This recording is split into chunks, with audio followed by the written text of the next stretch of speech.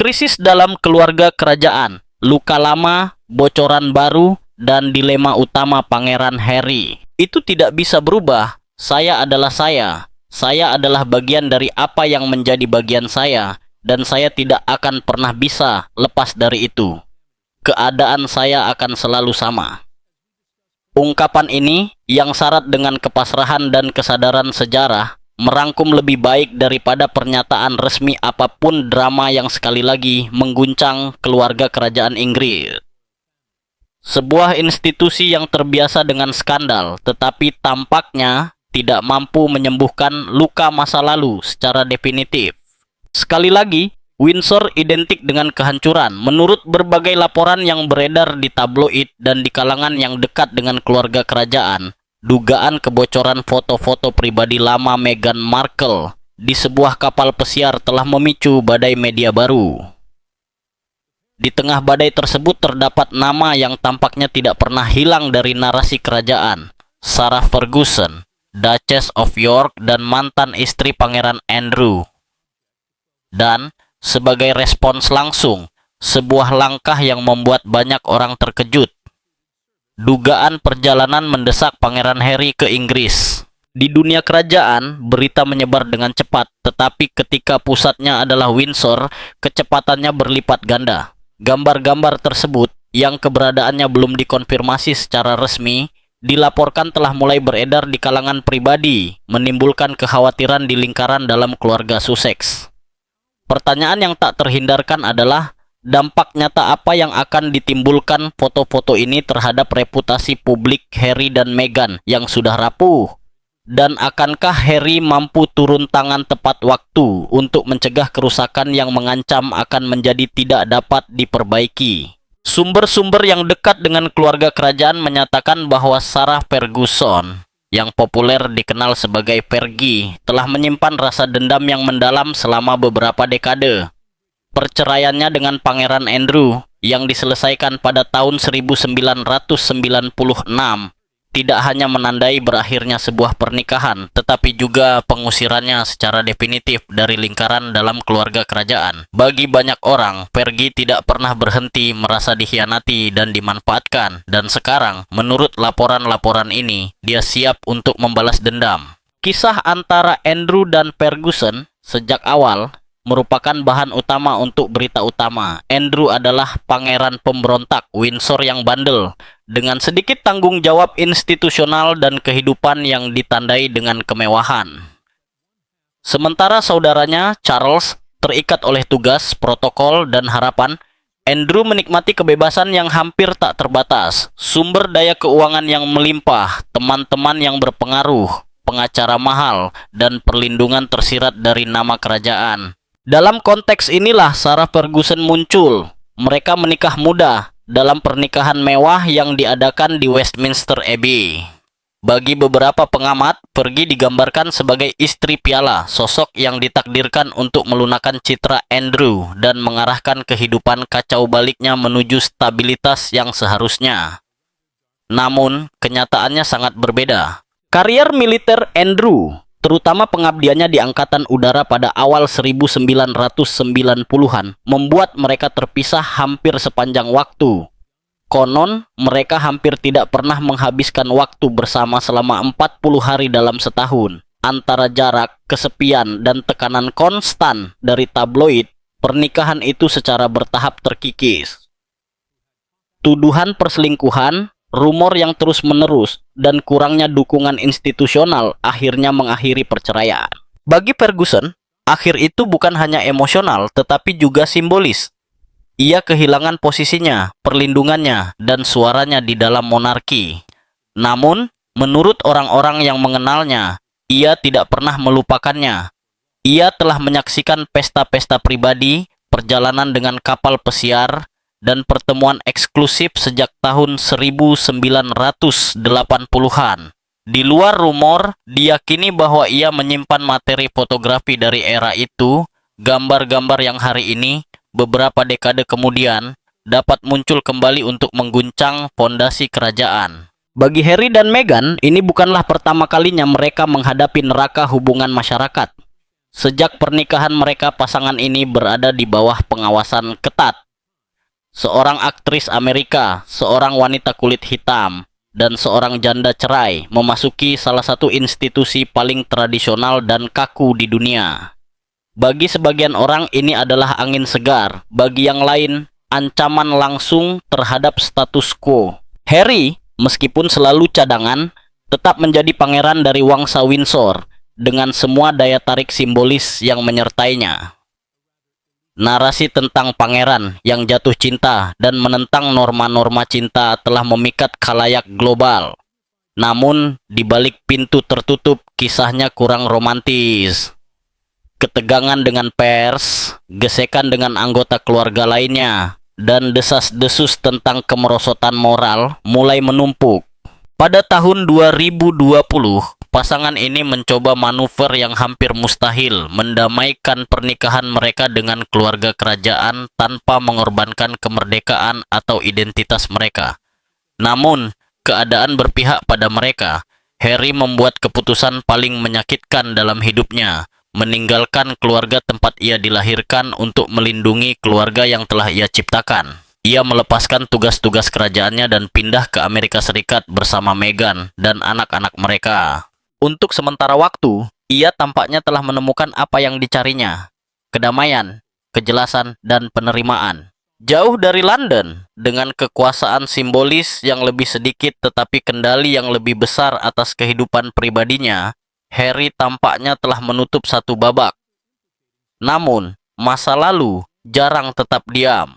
Sumber yang dekat dengan keluarga Sussex mengklaim bahwa beberapa minggu sebelum Natal, Harry menerima panggilan telepon yang mengganggu di kediamannya di Montecito. Saksi mengatakan bahwa setelah menutup telepon, ia tampak kesal, frustrasi, dan khawatir. Tidak ada yang tahu persis isi percakapan tersebut, tetapi bisikan di koridor menunjukkan bahwa itu adalah masa lalu yang menuntut perhatian. Sebagian orang percaya itu adalah peringatan. Situasi yang perlu diselesaikan di Inggris, krisis yang terkait langsung dengan Meghan dan masa lalunya sebelum menjadi anggota keluarga kerajaan. Jika benar, dilema Harry akan sangat menghancurkan, kembali ke negara yang, menurut kata-katanya sendiri, menghancurkannya untuk mencegah masa kini dan masa depannya runtuh. Mengapa Meghan begitu mudah menjadi sasaran perbandingan yang tidak nyaman, bahkan dengan tokoh-tokoh kontroversial seperti Pangeran Andrew atau Jeffrey Epstein? Jawabannya, bagi banyak kritikus, terletak di Hollywood. Sebelum menjadi seorang duchess, Meghan adalah seorang aktris. Dan di industri hiburan, narasi tentang kenaikan karier yang pesat sering menimbulkan kecurigaan. Dari awal kariernya sebagai model dengan koper di acara Deal or No Deal, hingga peran utamanya sebagai Rachel Zane di Suits, Meghan membangun karier yang solid. Bagi sebagian orang, itu adalah hasil dari bakat dan ketekunan. Bagi yang lain, itu hanyalah contoh lain dari mekanisme Hollywood yang tidak transparan. Industri ini, yang ditandai dengan penyalahgunaan kekuasaan selama beberapa dekade, telah menunjukkan bahwa kesuksesan tidak selalu datang melalui cara yang transparan. Kasus Harvey Weinstein adalah pengingat paling brutal dari sistem ini. Produser dan eksekutif yang mengendalikan karier, peluang, dan keheningan. Aktris-aktris mapan seperti Ashley Judd, Gwyneth Paltrow, Angelina Jolie, dan Rose McGowan memecah keheningan mereka untuk mengecam pola perilaku yang ditoleransi selama bertahun-tahun. Dalam konteks ini, sindiran tentang Meghan beroperasi di wilayah berbahaya, yaitu kecurigaan tanpa bukti yang meyakinkan. Namun, hanya dibutuhkan sindiran-sindiran ini untuk muncul kembali dan memicu berita utama, merusak reputasi, dan menghidupkan kembali prasangka lama. Ketika Meghan tiba di Windsor, ia tidak tiba sebagai wanita muda yang terpesona oleh hak istimewa karena telah memenangkan hati seorang pangeran Inggris berambut merah yang mencari cinta. Ia tiba sebagai wanita dewasa dengan identitas yang jelas, suaranya sendiri, dan kesadaran yang teguh akan nilai dirinya. Kemandirian ini jauh dari dirayakan ditafsirkan oleh sektor-sektor tertentu sebagai ancaman. Dalam institusi yang sangat hierarkis di mana protokol, kepatuhan simbolis, dan tradisi lebih diutamakan daripada individualitas, Meghan dipandang sebagai seseorang yang tidak mau tunduk kepada siapapun yang dianggapnya lebih rendah secara moral atau intelektual. Benturan budaya dan nilai-nilai ini membantu menjelaskan mengapa ia dengan cepat menjadi sasaran pers Inggris dan, menurut berbagai laporan, bahkan oleh anggota terkemuka keluarga kerajaan sendiri, termasuk Kate Middleton dan Pangeran William. Pelecehan media, perbandingan yang terus-menerus, dan pembentukan citra negatif tampaknya kurang berasal dari fakta yang dapat diverifikasi dan lebih dari kebutuhan untuk mengendalikan narasi. Ketika Meghan dan Pangeran Harry akhirnya berhasil menjauhkan diri dari sorotan yang menyesakan dari keluarga kerajaan, tampaknya babak kelam ini telah berakhir. Namun, pengungkapan baru mengancam untuk membuka kembali luka lama. Rumor dan dugaan gambar yang menghubungkan Sarah Ferguson dengan tokoh-tokoh yang sangat kontroversial seperti Jeffrey Epstein dan Pangeran Andrew sekali lagi mengguncang fondasi Windsor, menyeret nama dan reputasi kembali ke pusat skandal. Sekadar dikaitkan dengan julukan Randy Andy, sebuah julukan yang melekat pada Duke of York selama beberapa dekade, sudah cukup untuk menimbulkan reaksi negatif dari publik. Keluarga kerajaan telah berinvestasi selama bertahun-tahun untuk menghapus label tersebut, dengan hati-hati membangun kembali citra Andrew sebagai pria yang telah berubah, tenang, dan bertanggung jawab. Untuk waktu yang lama, strategi itu tampaknya berhasil. Seluruh generasi hanya mengenal Pangeran Andrew yang menua dan tersenyum, yang menjalankan tugas resminya dan tampaknya berkomitmen pada pelayanan publik. Namun di balik fasad itu, profil yang jauh lebih meresahkan tetap ada. Pola perilaku sosial, perilaku berlebihan, dan pergaulan berbahaya yang tidak pernah benar-benar hilang, tetapi tetap terpendam, menunggu lingkungan yang tepat untuk muncul kembali. Lingkungan itu, tanpa diragukan lagi, adalah Jeffrey Epstein. Epstein mewakili predator yang canggih, mampu menyusup ke kalangan elit paling berkuasa di dunia. Dia tahu bagaimana mendeteksi kelemahan, memuaskan ego, dan menawarkan kesenangan terlarang kepada pria-pria dengan kekayaan yang sangat besar dan rasa kebal, hukum yang sebanding dengan kekayaan mereka. Dari narkoba hingga eksploitasi anak muda yang rentan, jaringannya berfungsi sebagai pasar gelap yang melayani perilaku berlebihan yang paling ekstrem. Pada tahun 1990-an, hubungan antara Epstein dan Pangeran Andrew tidak banyak menimbulkan kecurigaan. Bagi publik, itu tampak seperti kontak rutin antara seorang pemodal Amerika yang berpengaruh dan anggota terkemuka dari monarki Inggris. Tetapi seiring berjalannya waktu dan seiring berjalannya investigasi terhadap Epstein, persahabatan itu mulai dilihat dari sudut pandang yang sangat berbeda. Tidak seperti skandal kecil lainnya, skandal ini tidak bisa dikubur di bawah gempuran humas. Epstein bukanlah masalah yang berlalu begitu saja. Dia adalah simbol global korupsi, pelecehan, dan kejahatan terorganisir. Setiap pengungkapan baru mengikis kerja keras bertahun-tahun yang didedikasikan untuk membersihkan citra Duke of York dan akibatnya sangat merusak prestis Wangsa Windsor. Titik balik terjadi dengan tuduhan yang termasuk dalam apa yang disebut berkas Epstein.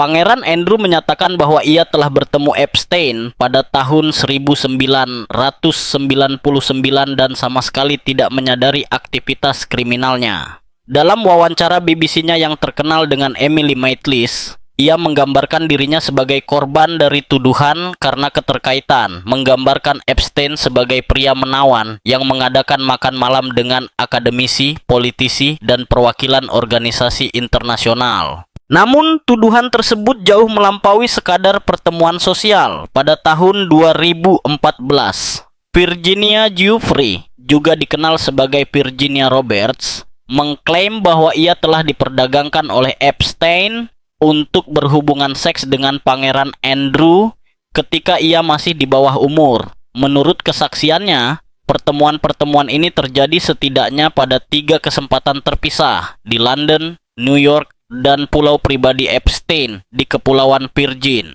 Jika dikonfirmasi di pengadilan, tuduhan ini akan memiliki konsekuensi hukum yang menghancurkan bagi Duke of York, termasuk hukuman penjara puluhan tahun. Lebih jauh lagi, hal itu akan menempatkannya sebagai peserta aktif dalam jaringan kriminal perdagangan seks anak. Besarnya kerusakan reputasi begitu besar sehingga tidak ada tim komunikasi yang mampu mengatasinya. Pada Februari 2022, kasus tersebut diselesaikan di luar pengadilan. Meskipun jumlah yang dibayarkan tidak pernah dipublikasikan, fakta kesepakatan itu sendiri memicu gelombang kemarahan global. Bagi banyak orang, pertanyaan itu tak terhindarkan. Jika dia tidak bersalah, mengapa membayar? Apakah itu upaya untuk menghindari pengawasan publik atau demonstrasi lain dari hak istimewa yang memungkinkan seseorang untuk membungkam tuduhan yang tidak menyenangkan dengan uang? Pengadilan hukum menutup kasus tersebut, tetapi pengadilan opini publik terus mempertimbangkannya. Keraguan tetap ada, begitu pula bayangan yang menggantung di atas keluarga kerajaan. Dalam konteks ini, sosok Sarah Ferguson, mantan istri Pangeran Andrew dan tokoh kunci dalam memahami hubungan pribadi seputar Epstein, muncul.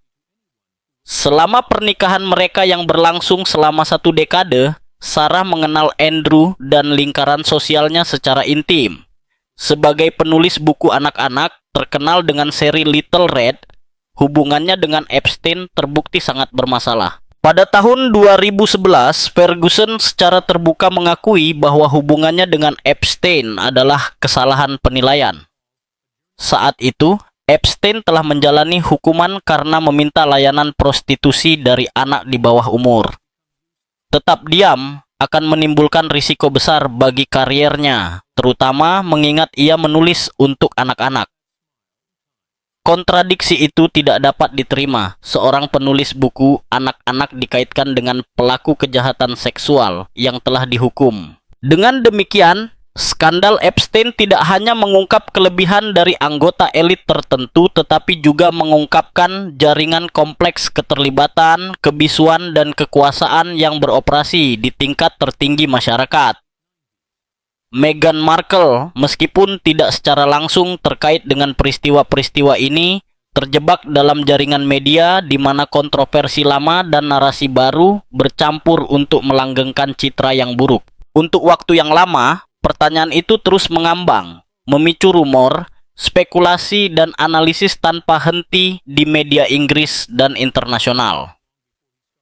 Baru pada September 2025, situasinya berubah secara tiba-tiba dan menghancurkan. Serangkaian email yang ditujukan kepada Jeffrey Epstein bocor ke pers.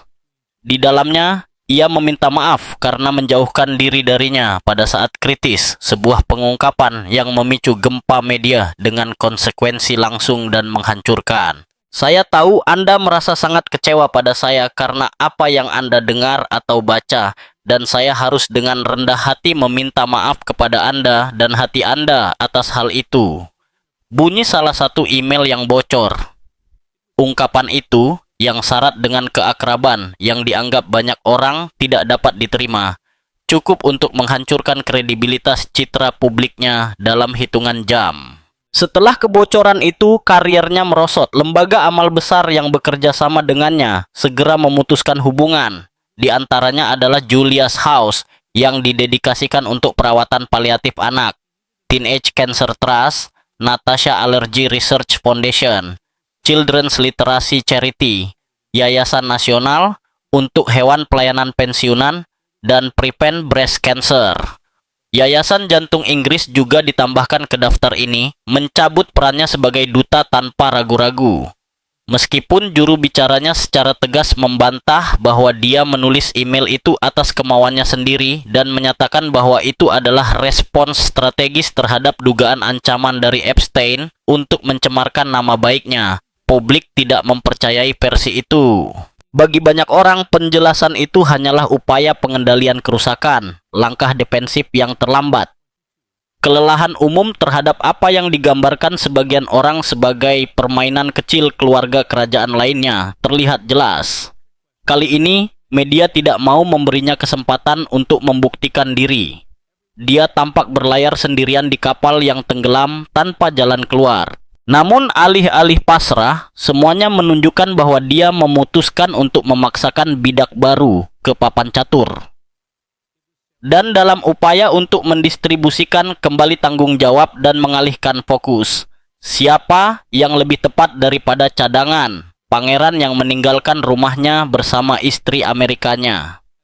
Dengan demikian, narasi mulai berubah menjadi kisah 3 kapten yang mencoba, tampaknya tanpa hasil, untuk menyelamatkan kapal yang akan tenggelam. Kesalahan Sarah Ferguson, Duchess of York, pada bulan September dengan cepat menjadi topik pembicaraan yang berulang di media Inggris setelah kebocoran email tersebut, meskipun ia mencoba melepaskan diri dari situasi tersebut dengan pernyataan yang ambigu dan taktik pengalihan tekanan justru semakin meningkat.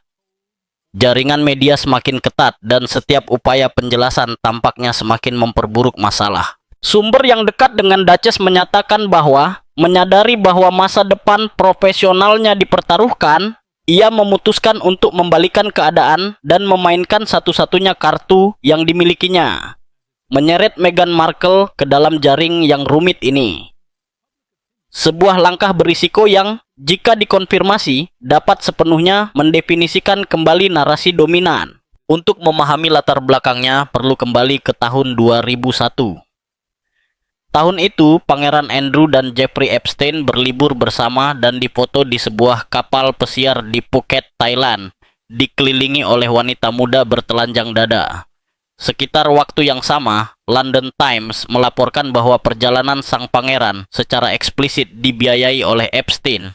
Sebuah fakta yang sangat melemahkan klaim Andrew kemudian bahwa ia hampir tidak mengenal pemodal Amerika tersebut. Sementara publik memperdebatkan sifat sebenarnya dari hubungan antara sang pangeran dan Epstein, Sarah Ferguson, yang mempertahankan hubungan dekat dengan keduanya, diduga memiliki lebih banyak materi foto dari perjalanan tersebut. Menurut sumber yang dekat dengan masalah ini, foto-foto sensitif yang diambil di atas kapal pesiar itu ada dan belum pernah dipublikasikan. Yang benar-benar mengejutkan dari laporan ini adalah klaim bahwa di antara gambar-gambar tersebut mungkin terdapat foto-foto Meghan Markle yang lebih muda.